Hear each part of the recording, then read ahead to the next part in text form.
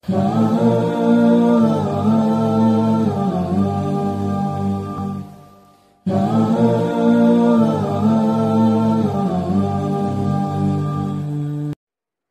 yang keluarkan Asy'ari dari Aswaja, saudara. Padahal Wahabi ini baru lahir abad ke-12. Aswaja udah ada dari awal, saudara, dari zaman salaf. Kok bisa yang lahir belakangan mengeluarkan Asy'ari sebagai as-sawadul a'zam, mayoritas muslimin terbesar di dunia? Tidak ada satu dunia Islam pun yang gak ada Asy'arinya, saudara. Kok bisa-bisanya mereka keluarkan dari Aswaja? Nah, ini gara-gara sikap ulama Wahabi seperti ini, sengaja atau tidak sengaja, ini menularkan kepada Wahabi yang ada di Indonesia. Mari kita lihat. Saudara, Wahabi Indonesia menghujat Asy'ari. Satu, saudara, saya tuliskan namanya Yazid Jawas. Dalam buku berjudul Mulia dengan Manhaj Salaf, bab 13 halaman 519 sampai 521, dia menyatakan Asy'ari adalah firqah sesat dan menyesatkan. Saya tidak fitnah, ada bukunya, dijual. Dibaca orang, saudara. Baik, yang kedua kita masukkan lagi, saudara. Abdul Hakim Abdad. Saudara, dalam buku Risalah Bid'ah, bab 19, halaman 295, mengatakan Asy'ari adalah firqah bid'ah. Berani betul dia membid'ahkan kaum Asy'ari, saudara. Asy'ari ini mayoritas terbesar di dunia, saudara.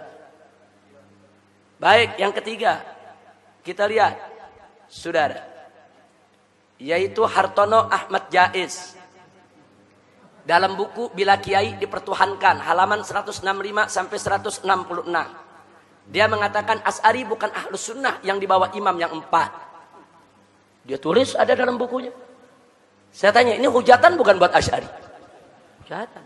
Kita dianggap bukan ahlus sunnah. Bahkan dianggap sesat, ahli bid'ah. Kemudian yang keempat, Mahrus Ali, ngaku mantan pengurus NU, saudara. Dia mengarang lebih dari 10 buku. Isi bukunya, saudara, menghantam habis amaliyah kaum Asy'ariyah dari kalangan NU. Jadi mereka sebut tuh yang namanya tabarukan, tawasulan, ziarah kubur, gosidahan, baca nasid-nasid Islami, saudara. Itu semuanya penyakit TBC. T-nya tahayyul, saudara, B-nya bid'ah, C-nya khurafat. Dia kasih istilah. Jadi Asy'ari ini di Indonesia, ini sudah mengidap penyakit TBC. Penyakit TBC itu penyakit takhayul, penyakit bid'ah, dan penyakit khurafat. Ada dalam bukunya. Saya beli bukunya, saudara. Ada 11 buku yang saya beli, karangan dia. Saya baca semua. Cuman jangan saya baca nanti saya dituduh Wahabi, ya. Baca aja kan boleh untuk mempelajari. Baik, kita punya. Ini bukunya semua, ini yang kita tuliskan di sini kita punya. Saya nggak berani tuliskan di sini kalau saya nggak punya, saudara. Nanti begitu dituntut, mana bukunya? Saya nggak punya. Ini bukunya semua ada di perpustakaan kita di MS, saudara, Megamendung. Sebagian ada di sini. Baik, yang kelima, Firanda Andirja. Yang keenam, Khalid. Yang ketujuh, Bawazir. Yang kedelapan, Riyad Bajri. Ini semua bisa kita dapatkan dalam YouTube.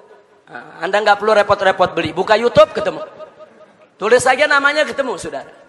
Nah, sekarang apa yang dilakukan Firanda Andirja? Menghantam habis tokoh Asy'ari yang sangat dihormati di Indonesia, yaitu ulama besar dari Mekah, seorang Sayyid, seorang Syarif, Abuya Sayyid Muhammad bin Alwi Al-Maliki. Dia hantam habis, saudara. Dia tentang semua, bahkan soal cium tangan dia musyrikan, saudara. Silakan dengarkan ceramahnya di YouTube, saudara. Nah, baik. Nah, ini yang baru-baru ini ramai menggugat Sayyiduna dan Minal Aidin. Urusan Minal Aidin yang banyak diamalkan kaum Asy'ari di Indonesia digugat-gugat. Minal Aidin bid'ah lah, enggak nyunnah lah, saudara. Nah, kemudian disindir-sindir, apa tuh Minal Aidin? Selamat kembali. Kembali dari apa? Mesti disebutin dong. Kembali dari Jakarta, kembali dari Surabaya. Masya Allah. Itu ada sindiran macam itu, saudara.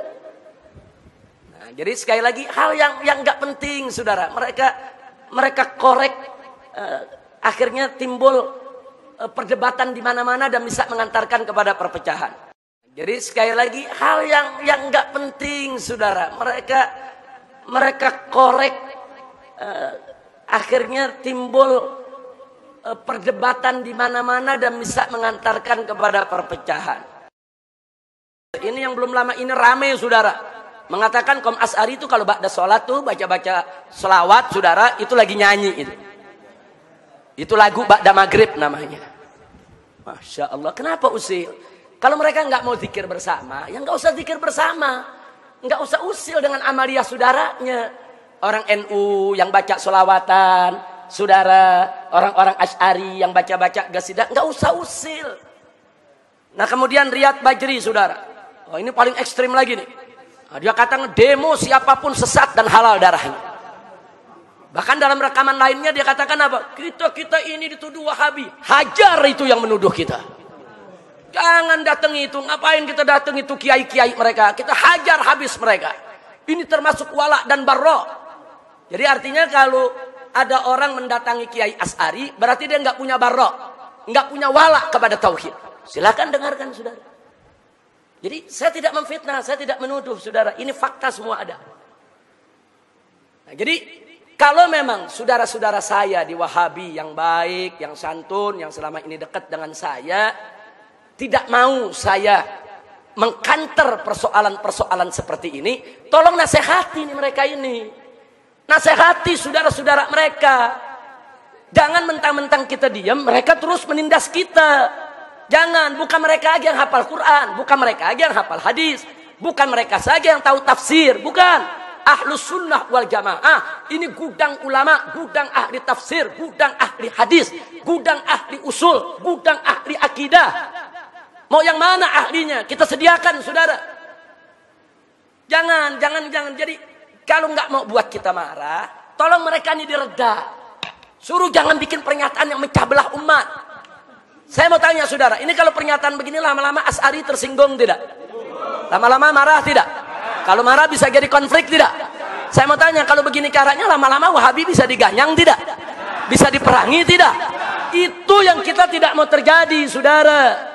Biarkan perpecahan yang terjadi di Syria, yang terjadi di Irak, yang terjadi di Libya, yang terjadi di Yaman, tidak boleh terjadi di Indonesia. Harus kita jaga Indonesia ini harus aman, tenang, damai. Dan selama Ahlus Sunnah wal Jamaah menjadi mayoritas, saudara, di negara Republik Indonesia ini, kemudian mayoritas ini bersatu, betul-betul mengamalkan akidah, yaitu Ahlus Sunnahnya, insya Allah NKRI ke depan akan menjadi baldatun thayyibatun wa rabbun ghafur.